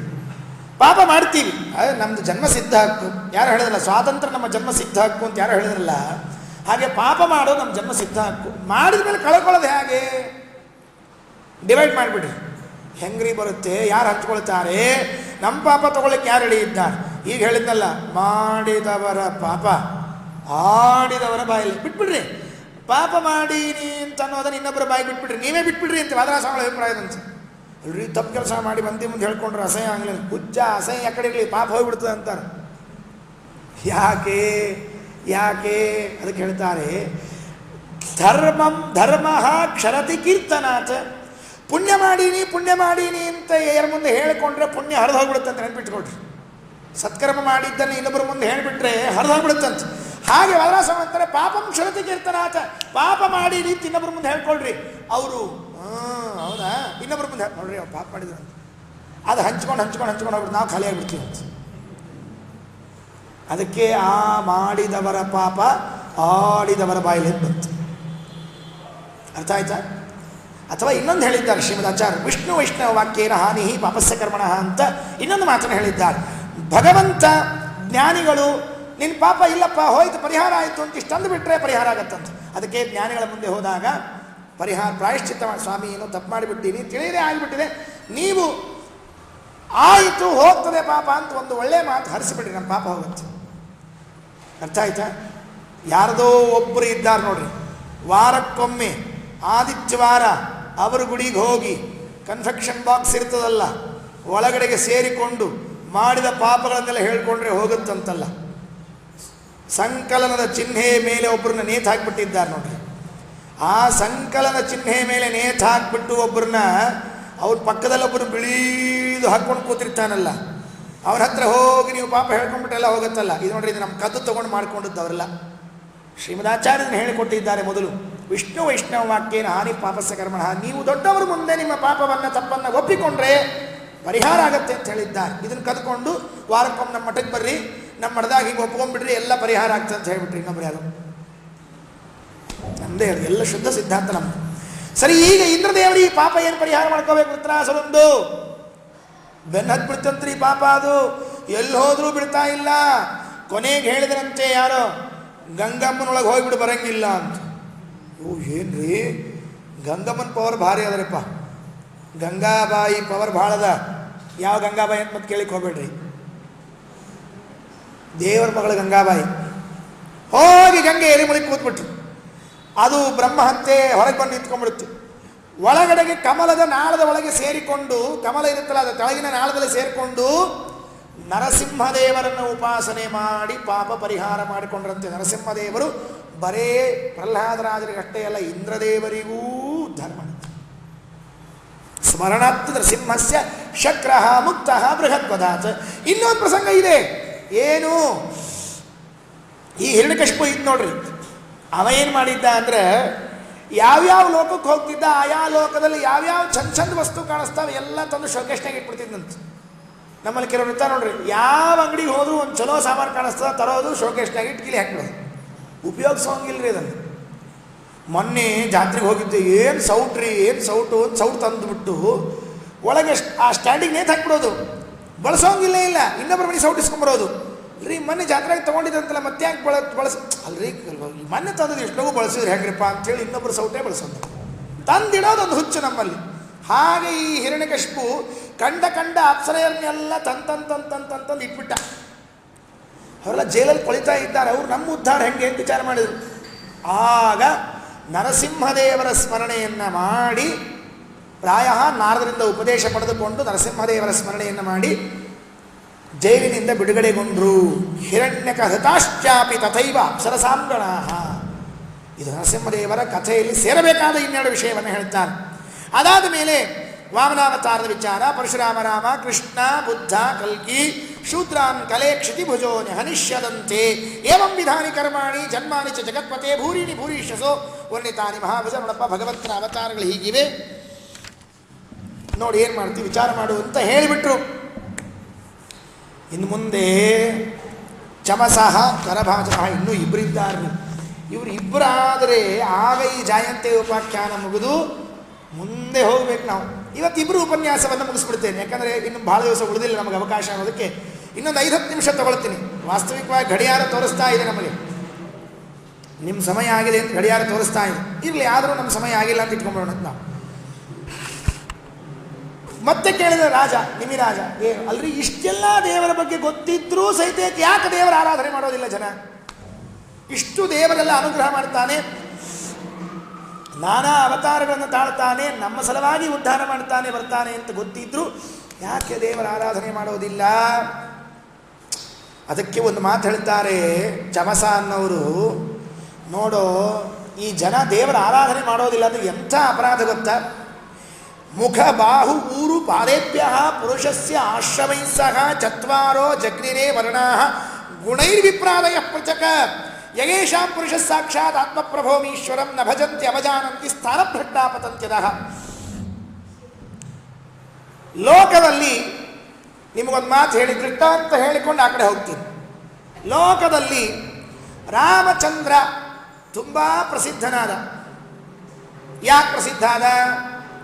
ರಾಮನ್ ನೆನೆಸ್ಕೊಂಡ್ರೆ ಯಾವುದಕ್ಕಾಗಿ ನೆನೆಸ್ಕೊಳ್ತೀವಿ ನಾವಿವತ್ತು? ಪಿತೃವಾಕ್ಯ ಪರಿಪಾಲಕ ಅಂತ ನೆನೆಸ್ಕೊಳ್ತೀವಿ, ಹೌದಾ? ಸಾಮಾನ್ಯವಾಗಿ ಕಟ್ಟೆ ಮೇಲೆ ಕೂತಾಗ ಹೆಣ್ಮಕ್ಳು ಹರಟಿ ಹೊಡಿತಿರುವಾಗ ಮಕ್ಕಳ ಬಗ್ಗೆ ಹೇಳ್ತಿರ್ತಾರಂತೆ. ಸಾಮಾನ್ಯವಾಗಿ ಹುಡುಗ ನಮ್ಮ ಕೋಸ್ ಭಾಳ ಚಲೋ ಅದ್ರಿ, ನಾವು ಹೇಳಿದ ಮಾತು ಮೀರಂಗಿಲ್ಲ, ಉಗುಳು ಹಾಕಿದ್ರೆ ದಾಟಂಗೇ ಇಲ್ಲ, ಜಿಗದೇ ಹೋಗಿರ್ತಾನೆ, ದಾಟಬೇಕಲ್ಲಿ ಮತ್ತಿಲ್ಲ. ಲೋಕದಲ್ಲಿ ತಂದೆ ತಾಯಿಗಳ ಮಾತು ಕೇಳವರಿಗೆ ತುಂಬ ಕೀರ್ತಿ. ಪುಂಡರೀಕ ಮುನಿಯ ಕಥೆಯನ್ನು ಕೇಳ್ತೀವಿ.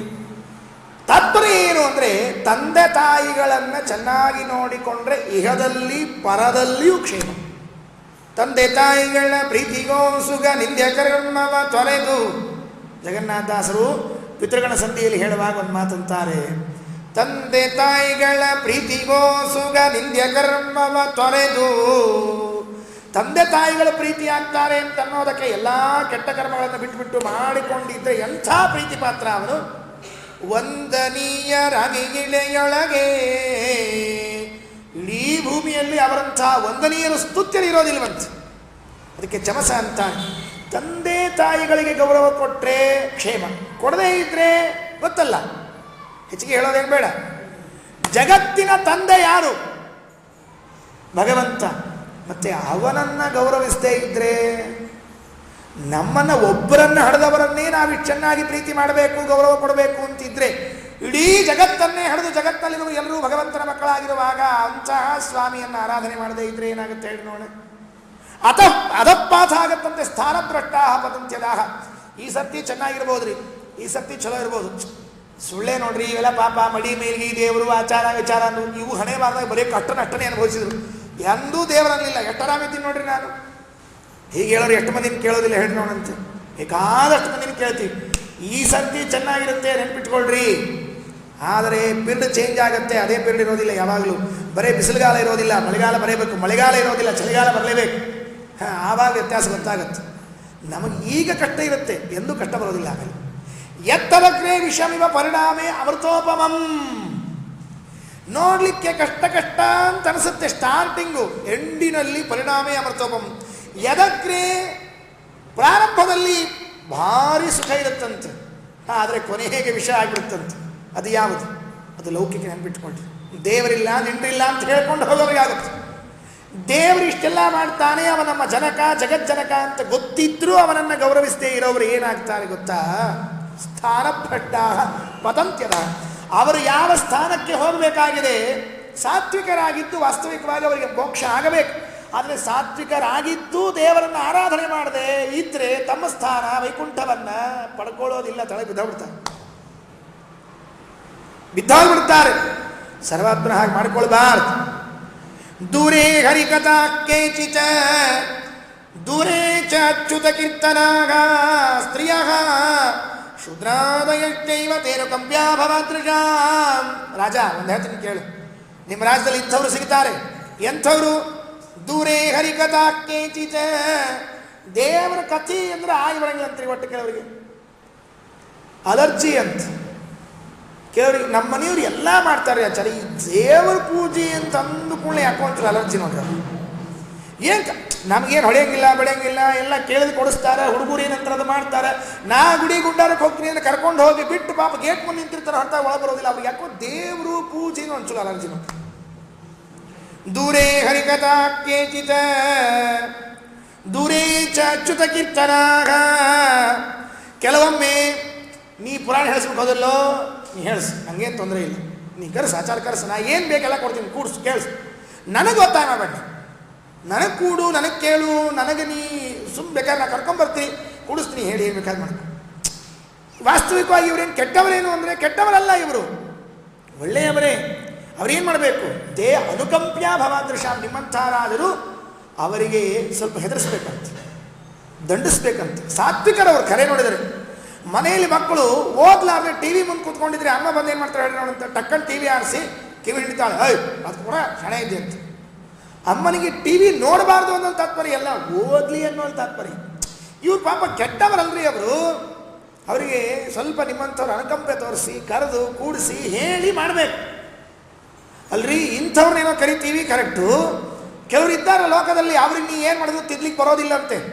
ಚಮಸ ಅಂತಾರೆ, ಕರ್ಮಣಿ ಅಕೋವಿದಾಗ ಸ್ತಬ್ಧಾಗ ಮೂರ್ಖಾಗ ಪಂಡಿತಮಾನಿನಾಗ. ತಮ್ಮನ್ನು ತಾವು ಪಂಡಿತರು ಅಂತ ತಿಳ್ಕೊಂಡ್ಬಿಟ್ಟಿರ್ತಾರಂತ, ಅಂಥವ್ರನ್ನ ತಿದ್ಲಿಕ್ಕೆ ಸಾಧ್ಯ ಇಲ್ಲ ಅನ್ಬಿಟ್ಕೊಂಡ್ಬಿಟ್ರಿ. ಸ್ವಂತ ಶಾಣೆ ಅಂತ ಯಾರು ತಿಳ್ಕೊಂಡ್ಬಿಟ್ಟಾರ ನೋಡ್ರಿ, ಅವ್ರಿಗೆ ನೀವೇನು ಮಾಡಿದ್ರು ಸಾಧ್ಯ ಇಲ್ಲ. ಸ್ವಂತ ಶಾಣೆ ಅಂತ ತಿಳ್ಕೋಬಾರ್ದ, ಮತ್ತು ಕರೆಯೋದು ಭಾಳ ಕಷ್ಟ. ಅದು ಪಂಡಿತ ಆತ್ಮಾನಂ ಪಂಡಿತಂ ಮನ್ಯಂತೆ ಇತಿ ಪಂಡಿತ ಮಾರಿನಾಹ. ನೀ ನನಗೆ ಗೊತ್ತಿಲ್ಲನ, ನೀ ಏನು ಹೇಳೋದು, ನಾ ಓದಿಲ್ಲನ ಅಂಥೇಳಿ ಹೇಳೋರಿಗೇನೆ ಬೈದು ಕಳಿಸ್ಬಿಡ್ತಾರೆ. ವದಂತಿ ವಾದಕಾನ್ಮೂಢ ಯಯಾ ಮಾತ್ವ್ಯ ಆಗಿರೋತ್ಸಕಾಗ. ಏನಪ್ಪ ಏನು ದೇವ್ರು ಹೇಳ್ತದೆ ವೇದೊಳಗೆ, ಎಲ್ಲದ ದೇವ್ರನ್ನ ತೋರಿಸು. ಎಲ್ಲೆಲ್ಲೂ ದೇವ್ರನ್ನ ಹೇಳೇ ಇಲ್ಲ, ಬರೇ ವೇದಗಳು. ಅದೇನು ವೇದಗಳು ಅಂದ್ರೆ ಏನರ್ಥ? ಅದಕ್ಕೆ ನಾವು ಕೇಳುವ ಹಣ್ಣನ್ನು ಕೊಡುವ ಮರ ಅಷ್ಟೇ. ವೇದ ಅಂದ್ರೆ ಇನ್ನೇನಲ್ಲ, ನೆನಪಿಟ್ಕೊಂಡ್ಬಿಡು. ವೇದ ಅಂದ್ರೆ ಏನು? ನಂಗೆ ಎಂಥ ಹಣ್ಣು ಬೇಕು ಅಂಥ ಹಣ್ಣು ಕೊಡುವಂಥ ಒಂದು ಟ್ರೀ, ಬೇರೆ ಇನ್ನೇನಿಲ್ಲ. ಅವರು ಏನೇನೋ ಕರ್ಮಗಳನ್ನು ಮಾಡ್ತಾರಂತೆ, ಏನೇನೋ ಸಂಕಲ್ಪಗಳನ್ನು ಮಾಡ್ತಾರಂತೆ. ನೋಡ್ರಿ ಅವ್ರ ಸುದ್ದಿ ಹೆಂಗಿರ್ತದೆ ಅಂದರೆ, ಚಮಸ ಅಂತಾರೆ. ಅವ್ರು ಸ್ವಲ್ಪ ಮಾತಾಡೋರು ಕೇಳಿಸ್ಕೊಳ್ರಿ. ನಂಗೆ ತುಂಬ ಆಶ್ಚರ್ಯ ಆಯ್ತು ಈ ಮಾತು ಕೇಳಿದಾಗ. ವದಂತಿ ತೇನ್ಯೋನ್ಯಮುಪಾಸಿತ ಶ್ರೀಯೋ ಗೃಹೇಶು ಮೈಥುನ್ಯ ಪರೇಷು ಚಾಟಿಜಃ ಯಜಂತಿ ಅಸೃಷ್ಟಾನ್ನ ವಿಧಾನ ದಕ್ಷಿಣ ವೃತ್ತೈ ಪರಂ ಗ್ರಂಥಿ ಪಶೂನ ತದ್ವಿದಃ. ಅವ್ರ ಹರಟಿ ಹೆಂಗಿರ್ತದೆ ಅಂದರೆ, ಎಷ್ಟಾಯ್ತು ಈ ಸರ್ತಿ ನಿಮ್ಮದು ಬ್ಯಾಲೆನ್ಸು, ಅಲ್ಲಿಂದ ಶುರು, ಬ್ಯಾಂಕ್ ಬ್ಯಾಲೆನ್ಸ್ ಶೀಟಿಂದ ಶುರು ಆಗಿರ್ತಂತೆ ಇವ್ರ ಹರಟಿ. ಎಲ್ಲ ಎಫ್ ಡಿ ಸರಿಯಾಗಿದಿಲ್ಲ, ಇನ್ನೊಂದು ಕಡೆ ಹಾಕ್ರಿ ಚಲೋ ಬರ್ತದೆ. ಏನು ತೊಗೊಂಡ್ರಿ? ಕಾರ್ ತೊಗೊಂಡ್ರ, ಟಿ ವಿ ತೊಗೊಂಡ್ರೋ ಇಲ್ಲೋ, ಫ್ರಿಜ್ ತೊಗೊಂಡ್ರೋ ಇಲ್ಲೋ, ಇದೇ ಹರಟಿ ಹೋಗ್ತಿರ್ತಂತೆ. ಇವ್ರು ನೋಡ್ರಿ, ಇವರೆಲ್ಲ ಏನು ಅಂದರೆ ಅನುಕಂಪ್ಯ ಭವಾದೃಶಾಗ, ಬರೇ ಲೌಕಿಕದಲ್ಲೇ ಇದ್ದುಬಿಟ್ಟು. ವದಂತಿ ತೇನ್ಯೋನ್ಯ ಉಪಾಶಿತ ಶ್ರೀಯ. ನೋಡ್ರಿ ನಾ ಹೇಳ್ತೀನಿ ಕೇಳ್ರಿ, ಶ್ರೀ ಸೂಕ್ತ ಹೋಮ್ ಮಾಡಿಸ್ಬಿಡ್ರಿ, ನಿಮ್ಗೆ ಹೇಳ್ತೀನಿ ಫಸ್ಟ್ ಕ್ಲಾಸ್. ಎಲ್ಲಿ ಹಾಕಿರಿ ನೀವು? ಯಾವ ಶೇರ್ ಒಳಗೆ ಇಟ್ಟಿರಿ? ಯಾವ ಮಾರ್ಕೆಟ್, ಶೇರ್ ಮಾರ್ಕೆಟ್ಗೆ ಹಾಕಿದ್ದೀರಾ? ಯಾವ ಕಂಪ್ನಿಗೆ ಹಾಕಿರಿ? ನಾ ಹೇಳ್ತೀನಿ ಕೇಳ್ರಿ, ನೀವು ಶ್ರೀ ಸೂಕ್ತ ಹೋಮ್ ಮಾಡ್ರಿ, ನಾಳೆ ನೀವು ಬರಲಿಲ್ಲ ಅಂತ ಕೇಳ್ರಿ. ಇದೇ ದುಡ್ಡು ಹೆಂಗೆ ಪಡಿಬೇಕು, ದುಡ್ಡು ಹೆಂಗೆ ತಗೋಬೇಕು. ಸಮಾನಶೀಲ ವ್ಯಸನೇಶು ಸಖ್ಯಂ ಅಂತಂದಿದೆ ರೀ. ಅವ್ರವ್ರಿಗೆ ಅವ್ರವ್ರ ಜೊತೆನೇ ಹರಿಟ್ಟಿರ್ತಂತ, ಅಂಥವ್ರ ಜೊತೆಗೆ ಸ್ನೇಹ ಇರ್ತಂತ. ಬರೇ ಲೌಕಿಕ ಆಸೆ ಇದ್ದವ್ರು ಅವ್ರದೇ ಜೊತೆ ಕೂತ್ಕೊಂಡಿರ್ತಾರಂತೆ. ಯಜಂತಿ ಯಾಗ ಮಾಡ್ತಾರೆ, ಅಸೃಷ್ಟಾನ್ನ ವಿಧಾನ ದಕ್ಷಿಣ, ಸರಿಯಾಗಿ ಯಾಗ ಮಾಡಲಿಕ್ಕೂ ಬರೋದಿಲ್ಲ. ಯಾಗದಲ್ಲಿ ಪಾಪ ಬಂದ ಪುರೋಹಿತನಿಗೆ ಕೊಡಬೇಕಾದ ಸಂಭಾವನೆ ಸರಿ ಕೊಡೋದಿಲ್ಲ, ಅನ್ನದಾನ ಮಾಡೋದಿಲ್ಲ. ಪಶೂನ್ ಅತದ್ವಿಧ ಗ್ರಂಥಿ, ಹಿಂದೆಲ್ಲ ಯಾಗ ಮಾಡುವಾಗ ಪಶುಗಳನ್ನು ಬಲಿ ಕೊಡೋದಿತ್ತಂತೆ. ಪಶು ಬಲಿ ಕೊಟ್ಟು ಮಾಂಸಾಹಾರ ತಿನ್ನಬೇಕಾಗಿತ್ತು ಅಂತನ್ನೋದಕ್ಕೆ, ಡೈರೆಕ್ಟಾಗಿ ಮಾಂಸಾಹಾರವನ್ನು ತಿಂದರೆ ಲೋಕದಲ್ಲಿ ಬಯಸ್ಕೊಳ್ತೀವಿ ಅಂತನ್ನೋದಕ್ಕೆ ಯಜ್ಞ ಮಾಡಿ ತಿಂತಿದ್ರಂತೆ. ಗೊತ್ತಾಯ್ತ? ಹಂಗೆ ತಿಂದ್ರೆ ಬೈತಾರ ಅಂಥೇಳಿ ಉಳ್ಳಾಗಡ್ಡಿ ಪಲ್ಯ ನೈವೇದ್ಯ ಮಾಡಿ ತಗೊಂಡ್ರಂತೆ ಯಾರು. ಹಂಗೆ ತಿಂದ್ರೆ ಬೈತಾರ ಬದ್ನಿಕಾಯಿ ಪಲ್ಯ ಅಂತ ತಿಳ್ಕೊಂಡು ಕೃಷ್ಣ ತಿಂದ್ರೆ ಬದ್ನಿಕಾಯಿ ಬರ್ತದಂತ ಬಿಡ್ರಿ ಅಂತ ಹೇಳಿ ದೇವರ ನೈವೇದ್ಯ ಮಾಡಿ ತಗೊಂಡ್ರಂತೆ ಯಾರು. ಹಿಂಗಾಯ್ತು ನಮ್ಮ ಕಥೆ. ಇಂಥವ್ರಿವು ಬೇರೆ ಏನಿಲ್ಲ.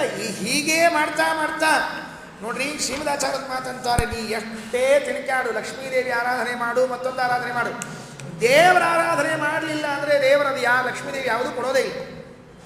ಹೀಗೆ ಹೇಳ್ತಾ ಹೇಳ್ತಾ ಬಂದು ಕೆಲವೆಲ್ಲ ತಾತ್ಪರ್ಯಗಳನ್ನೆಲ್ಲ ಹೇಳ್ತಾರೆ ಶ್ರೀಮದಾಚಾರ್ಯ. ಮತ್ತೆ ನಾಳೆ ದಿವಸ ಸೇರಿದಾಗ ಹೇಳ್ತೀನಿ. ದುಡ್ಡು ಸಂಪಾದನೆ ಮಾಡೋದು ಎದಕ್ಕೆ? ಇದು ಸ್ವಲ್ಪ ಹಿರೇ ಚಾಪ್ಟರ್ ಎಲ್ಲ ಸ್ವಲ್ಪ ದೊಡ್ಡದಿದೆ. ದುಡ್ಡು ಸಂಪಾದನೆ ಮಾಡೋದು ಯಾಕೆ? ಧನಂ ಹಿ ಧರ್ಮೈಕ ಫಲಂ ಯತಸ್ಯ ಜ್ಞಾನಂ ಸವಿಜ್ಞಾನಮನುಪ್ರಶಾಂತಿ ಗೃಹೇಶು ಯುಂಜಂತಿ ಕಲೇವರಸ್ಯ ಪ್ರತ್ಯುಮ್ನ ಪಶ್ಯಂತಿ ದುರಂತ ವೀರ್ಯಂ. ದುಡ್ಡು ಗಳಿಸುವುದು ಸಾಧನೆಗಾಗಿ ಹೊರತಾಗಿ, ಧರ್ಮ ಕಾರ್ಯಕ್ಕೆ ವಿನಿಯೋಗ ಮಾಡಬೇಕೇ ಹೊರತಾಗಿ ಬರೇ ನಮ್ಮ ಹೊಟ್ಟೆಯನ್ನು ತುಂಬಿಕೊಳ್ಬೇಕು ಅಂತಲ್ಲ. ನಮ್ಮ ಹೊಟ್ಟೆ ತುಂಬಿಕೊಳ್ಬೇಡ್ರಿ ಅಂತ ಹೇಳ್ತಾ ಇಲ್ಲ ಶಾಸ್ತ್ರ. ನೀನು ಎಷ್ಟು ಬೇಕು ಅಷ್ಟು ಹೊಟ್ಟೆ ತುಂಬ ತಿನ್ನು. ಶಾಸ್ತ್ರದ ಕೆಲವು ಮಾತುಗಳು ತಪ್ಪಾಗಿ ಅರ್ಥ ಆಗಿಬಿಟ್ಟದ್ರಿ. ಗಳಿಸಿದ ದುಡ್ಡೆಲ್ಲ ದಾನ ಮಾಡು ಅಂತ ಹೇಳ್ತಾರೆ ಶಾಸ್ತ್ರ, ತಿಳ್ಕೊಂಡ್ಬಿಟ್ಟಿವಿ ನಾವು. ಅಲ್ಲ, ದುಡ್ಡು ಗಳಿಸು, ಹೊಟ್ಟೆ ತುಂಬ ಊಟ ಮಾಡು. ಹೋಳಿಗೆ ತಿನ್ಬೇಕನ್ಸೋದಿಲ್ಲೋ, ದುಡ್ಡು ಗಳಿಸಿ ಫಸ್ಟ್ ಕ್ಲಾಸ್ ಹೋಳಿಗೆ ಊಟ ಮಾಡು. ಒಂದು ಕೆಲಸ ಮಾಡು, ಹೋಳಿಗೆ ಊಟ ಮಾಡ್ಬೇಕಾದ್ರೆ ನಿನ್ನ ಜೊತೆಗೆ ಒಬ್ಬ ಬ್ರಾಹ್ಮಣ ಊಟಕ್ಕೆ ಹಾಕ್ಬೇಡ, ಅಷ್ಟೇ ಖಲಾಸ್. ಇಷ್ಟೇ ಹೇಳಿದ್ದು ಶಾಸ್ತ್ರ. ಹೋಳಿಗೆನ ಉಣ್ಣು, ತುಪ್ಪ ಹಾಕ್ಕೊಂಡು ಹೋಳಿಗೆ ಹೊಡಿ, ಬೋಂಡ ಹೊಡಿ ಬೇಡಂದಿಲ್ಲ. ನೀವು ಊಟ ಮಾಡ್ಬೇಕಾದ್ರೆ ಒಬ್ಬ ಬ್ರಾಹ್ಮಣ ಕರೆದು ಊಟಕ್ಕೆ ಹಾಕಿ ತೊಗೊಂಡ್ಬಿಡು. ಅದು ಧರ್ಮನೂ ಆಯ್ತು, ನಿಂದು ಆಯ್ತು. ಏನು ತೊಂದರೆ, ನಿಮಗೇನು ಹೋಗ್ಬೇಕಾಗ್ಯದ? 4 ಮಾಡೋದು 8 ಹೋಳಿಗೆ ಮಾಡಿದ ಅಡ್ಡೆ, ಏನು ಗಂಟೆ ಏನು ಹೋಯ್ತು. ನಾವೇ ಎಂಜಾಯ್ ಮಾಡ್ತಾ ಇದ್ದೀವಿ, ನಾವೇ ಗಳಿಸಿದ ದುಡ್ಡು. ಶಾಸ್ತ್ರ ಅನುಭವಿಸಬೇಡ ಅಂದಿಲ್ಲ, ಧರ್ಮವನ್ನು ಜೊತೆಗೆ ಸೇರಿಸು. ಧನಂ ವಿಧರ್ಮೈಕ ಫಲಂ ಯತಸ್ಯ ಜ್ಞಾನಂ ಸವಿಜ್ಞಾನಮನು ಪ್ರಶಾಂತಿ. ಏನು ಯುಗಾದಿ ಬಂತು ಅಂದರೆ ಭಾರಿ ಭಾರಿ ಬಟ್ಟೆ ತೊಗೊಳ್ತೀವಿ, ದೀಪಾವಳಿ ಬಂತು ಅಂದರೆ ಭಾರಿ ಬಟ್ಟೆ ತೊಗೊಳ್ತೀವಿ. ಅವನು ದೇವ್ರ ಪಡಿಯಾಗ ಒಬ್ಬ ದೇವ್ರು ಕೂತಾನೆ, ಅವನು ದೇವ್ರ ವಸ್ತ್ರ ತೊಗೊಳ್ಲಿಕ್ಕೆ ಆಗಲಿಲ್ಲ ನನ್ನ ಕಡೆಯಿಂದ. ಸಣ್ಣ ಇಷ್ಟರಿ ಪಾಪ ಅವೇನು ಕೇಳ್ತಾನೆ, ಒಂದು ರೇಷ್ಮೆ ತುಂಡು ಒಂದು 10 ಸುತ್ತು ಇಟ್ಬಿಟ್ರೆ ಮುಗಿದು ಹೋಯ್ತು. ಏನು ಒಂದು 100 ರೂಪಾಯಿ 200 ರೂಪಾಯಿ ಖರ್ಚಾಗ್ಬೋದು. ನೀ ತಗೊಳ್ಳೋ, ನೀ ರೇಷ್ಮೆ ಉಟ್ಕೋಬೇಡ ಅಂದಿಲ್ಲ, ದೇವರಿಗೇನು ತಂದು ಮಾಡು. ಧರ್ಮ ಆಯಿತು, ನಿನ್ನ ಪುಣ್ಯ ಬಂದು ಹೋಯ್ತು. ಶಾಸ್ತ್ರ ಹೇಳೋದು ಹೀಗೆ. ನಾವೇನು ಮಾಡಿಬಿಟ್ಟಿದ್ದೀವಿ, ಅಯ್ಯೋ ಗಳಿಸಿದ್ದೆಲ್ಲ ದೇವರಿಗೆ ಕೊಡಬೇಕಂತೆ ನಾವೇನು ಮಾಡಬೇಕು ಅಂತ ಕೇಳ್ಕೊಂಡಿದ್ದೀವಿ. ಅಲ್ಲ, ಧನಮ್ಮಿ ಧರ್ಮೈಕ ಫಲಂ ಯತಸ್ಯ ಜ್ಞಾನಂ ಸವಿಜ್ಞಾನಮನ ಪ್ರಶಾಂತಿ ಅಂತ ಹೀಗೆ ಉಪದೇಶ ಮಾಡ್ತಾರೆ. ಇದರ ಮುಂದೆ ಮತ್ತೆ ರಾಜರು ಪ್ರಶ್ನೆ ಕೇಳುತ್ತಾರೆ, ಯಾವ ಯಾವ ಯುಗದಲ್ಲಿ ಯಾವ ಯಾವ ಭಗವದ್ ರೂಪಗಳನ್ನು ಆರಾಧನೆ ಮಾಡಬೇಕು, ಹೇಗೆ ಮಾಡಬೇಕು ಅಂತ ಕೇಳಿದಾಗ ಕೊನೆಯದಾಗಿ 9ನೇದವರು ಕರಭಾಜನ ಎನ್ನುವರು ಉಪದೇಶ ಮಾಡ್ತಾರೆ. ಅವರು ಏನು ಉಪದೇಶ ಮಾಡಿದರು ಅನ್ನೋದನ್ನೆಲ್ಲ ಮತ್ತೆ ನಾಳೆ ದಿವಸ ಸೇರಿದಾಗ ನೋಡೋಣ. ಶ್ರೀಕೃಷ್ಣ ಅರ್ಪಣಮಸ್ತು. ಕಾಯೇನ ವಾಚಾ ಮನಸೇಂದ್ರಿಯೈರ್ವಾ ಬುದ್ಧ್ಯಾತ್ಮನಾವಾನುಸೃತಸ್ವಭಾವಃ ಕರೋಮಿ ಯದ್ಯತ್ ಸಕಲಂ ಪರಸ್ಮೈ ನಾರಾಯಣಾಯೇತಿ ಸಮರ್ಪಯೇತತ್.